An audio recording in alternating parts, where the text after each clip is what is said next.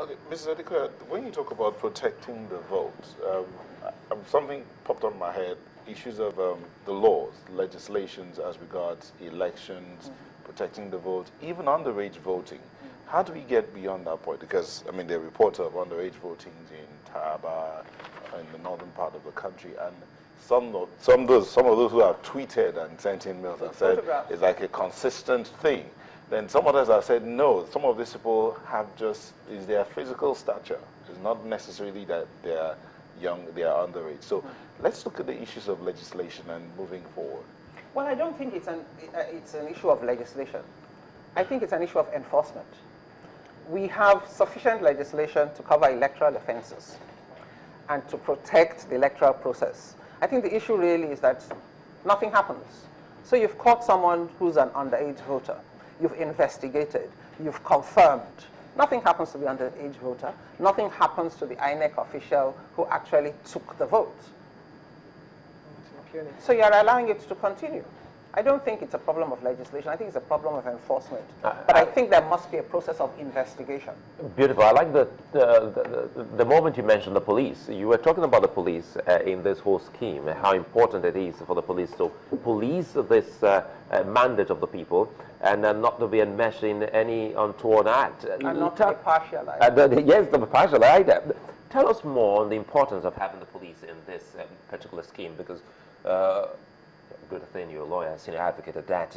The courts finally settled every issue, then all the contentious issues concerning soldiers come in to be part of this particular process, and they say, well, you can stay on the streets, on the road.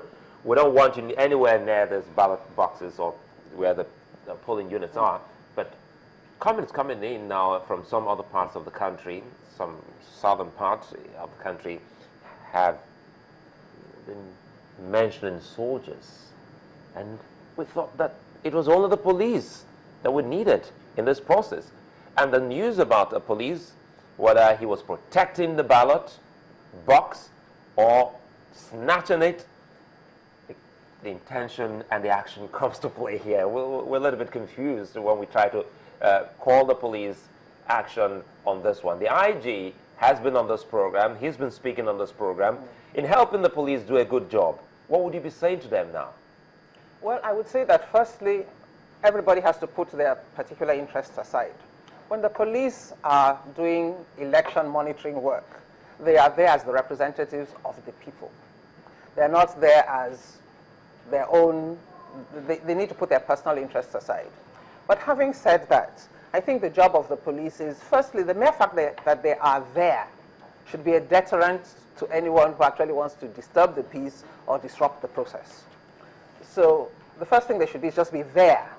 The second thing is that they should be ready to intervene if they are called upon to do so. The process of elections is a process that is managed by INEC. And therefore, it really should be for INEC, whoever is the voting officer, the most senior voting officer at the polling unit or at the collation center or anywhere, who should be the one calling on the police for support if he requires it. Now, part of the training that I think INEC requires is people management. Sometimes you can appease and calm down a crowd just by the way you speak to them. And you might find out that if the voting officers are actually trained in how to manage the crowd, what to say, what to do in various situations, they may not need to call on the police for support. But the police should just be there in case they are needed. You know, people management is very key. As if you watched us, I guess maybe you listened to us when we were talking about management of people, persons. And when we talk about human capital development is very key here. It's a situation whereby you go to maybe some other places, the public officers who attend to you are very professional, humane, and quick about situations, and you come to another part, you get to see this laissez-faire, lackadaisical attitude, and even I don't know attitude. And INEC has another election in trying to look at the future, which is just 2 weeks from today. How can they go back and look at their manpower and see if they're lacking in any form of development? I want Ms. Adikoya to start off so that we'll come to you and wrap this up. We'll go for the news then, and we'll come back and continue on that. Please help us on this. Well, I think firstly, INEC should we all should not look at an election as it's a 4-year process. It's a continuing process. The we here is the country, right? We is the country. It's a continuing process. And therefore, INEC needs to be properly funded and properly organized management-wise to be able to continually train its permanent staff. And then the permanent staff will train the ad hoc staff that they will take on during the election period. I think that, to me, is the main thing. If you're training the ad hoc staff and then they leave, and another set of ad hoc staff come in 2 weeks' time, and they don't know to take the film off the card reader, we're back where we started from. But if you've trained the in-house staff, then they are continually there to continually training whoever the ad hoc staff. So Dr. Abiola, help us there. Train the trainers. Yeah, well, I think one of the points that we also need to look at, looking to April 11th, is to also support the capacity of the police and other security agents at the polling station. I think one of the challenges that we noted just on Saturday was the issue of crowd control. It was even difficult for the police to do that, and I think that they need to train police around that. Then even quick response. We had a situation where people called in, they saw people doling out money to voters, and then you quickly ran to the police to say, can't you see what that guy is doing? Then the policeman goes there, and there's, you know, no arrest was made and things, and people were not happy about that. So I think that there's a need to in particular look at how the police can effectively respond to election issues, which probably might be different from their everyday activities. So I think they need to understand what the offenses are, what you can do when you see somebody giving money to someone on the queue, somebody trying to, you know, a whole lot of other things. So I think that in particular they should look at some of the issues that can relate to electoral offenses and how the police can take steps. I think people were not really very happy with that challenge. They cannot manage the crowd. They cannot also respond quickly to issues that people were raising to their attention. Well, I don't know if Professor Ibrahim is still in our Abuja studios. It will be nice if we can see him, if he's still there. It would seem that we've lost him there. But, you know, just before you came into the studios. Okay, he's there. Oh, he's there. Oh, thankfully. So, Professor, if you can hear me, I was just wondering, do you agree that INEC should begin to look at outsourcing some of its roles? Is it something that you think will work in terms of logistics and handling that particular area so that we don't keep making a mess of certain things? Well, we now know that outsourcing is not the problem.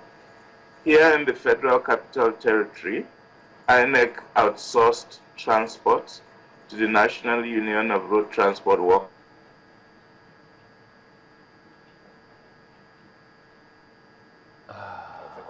Well, it's freezing. Well, I don't know. Well, I don't know with the bandwidth there. I don't know. We'll get back to you in Abuja. Probably that'll be after the news. He was actually saying something about outsourcing, and we talked about this. Even though people had some reservations then, saying, how could you give this outsourced transportation movement of materials to the NURTW? And some others said, hey, come on, these are Nigerians. Who do you give it to? It's a Nigerian election for Nigerians, and Nigerians should participate. Were you comfy with that? I didn't see an alternative, because the only other alternative would have been for INEC to have purchased 3,000 vehicles. We have 150,000 polling units all over the country. So the costs of actually doing their own transportation would have been horrendous. And then what? Park the vehicles for the next 4 years? What if they had given it to, I mean, we have transport companies that ply the entire, I mean, they traverse the entire country. What if they had given to a particular transport company? No, I agree with the outsourcing. I'm not talking about whether it was transport workers or anyone else, but I agree that the only option was for them to have outsourced. Because so far, it's so good. In addition to what you just said, so far so good, they haven't been fingered. Nobody has said anything about the NURTW. So I'm even thinking that we should by now saying well done to them, because when they say people snatched any ballot box, it's either at a point of collation, not within the confines or custody of the NURTW members, and it's a good thing that they have actually been fantastic on this one. Moving forward, looking at how we can protect, I love the way you talked about the police and talking about training and, of course, understanding of the law, the do's and don'ts, and sometimes some of them, I don't know what body language some people do read to the extent that they act on their own. You must have been to some places without any form of instruction given to that person to act that way. You get to see them. Let's look at some security or INEC officials on this particular day, because Jagas said some were exchanged or changed at the last hour without his knowledge, talking about the ad hoc stuff. And he said so about Delta State, which he said they are investigating. How possible can that be? Well, nothing is impossible. If I recollect, I think what Professor Jagas said was that he was quite alarmed at the number of card readers that failed, and that he felt that this might be because, and that they got reports that perhaps staff had been changed, and therefore the staff who then had the card readers were not the ones who had been trained to use them. And this is something that does need to be investigated. Because my understanding is that the ad hoc staff were mostly youth corpers. And well, I think so many things we'll look at when we come back, because I am really interested in training the personnel, and really this shouldn't be too hard, as they will say. It's not rocket science, but we've seen that it really hasn't worked. And the attitude and culture of humans, and not only in Nigeria, all over the world, you have a new device, you have the manual there, you don't go through the manual, you just put it on and you try to fiddle with it. By the time you play once, twice, you try to get it, and if you are stuck, then you then go back to the I think it's manual. only women who read the manual. No. Okay, hold on. This I'm not mail. going to argue with you on that. Because, There's this mail from one of the I ad used hoc to be staff. culprit.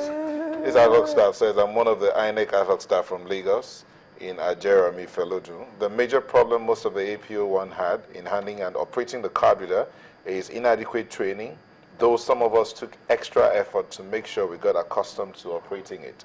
And it paid off for him in particular. Had a perfect accreditation of voters. So it's that extra effort. Yeah. And I don't think it's only women that require. Well, very quickly, we'll be going on a break now, and the Nigeria 2015 studios will be looking at the news on the hour. But we must remind you that you also can be part of this discussion here. Remember, we have our Twitter handles there for you. So that you can also tweet at us, tell us what exactly is happening. By the way, it's Monday. Work has started in all over the country. We spoke with our correspondent in Nasarawa, who told us that the streets of Lafia is really, really busy. And that's the Twitter there, the email there for you, Nigeria 2015 at channelstv.com. You too can be part of it. You can get to watch us on YouTube, youtube.com/channelsweb.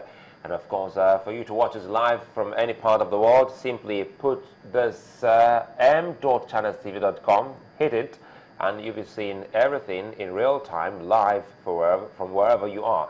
At the moment, Nigeria 2015 will take a moment to return shortly on the other side of 9:30. Don't forget, Paul Stream is still on course here, and our correspondents from across the country, they'll also be speaking with us, letting us in on what exactly is happening from around their town. And INEC pretty soon also will be letting us in as they activate the National Collation Center. You had our in-house consultant saying the way it is, only INEC has the final say, only INEC has the power, only INEC has the authority to announce results. For now, ignore or just bask in the euphoria of social media. You never can tell what happens on the other side, the real media. Join us again.